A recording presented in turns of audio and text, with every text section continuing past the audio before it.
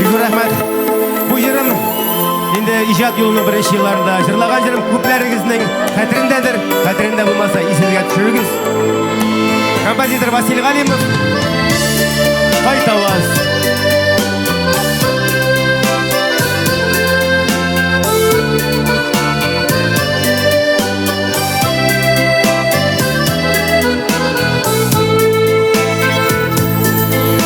Yazılar jitken sayın Nungsулана Sağışlana bara yüreğim Bilber tağda nazlı Jiller aşar Yeşigime haber Jiberdi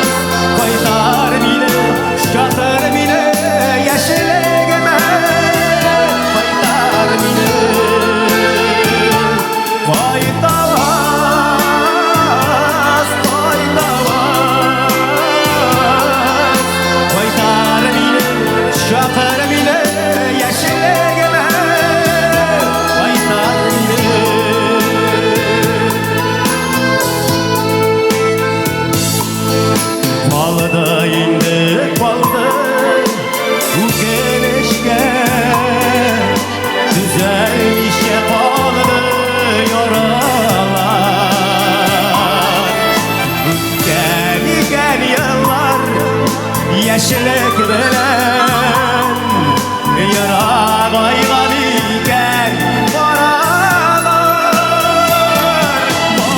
Qaytavaz, qaytavaz Qaytar mini, şakır mini Yaşlıgime Qaytar mini Qaytavaz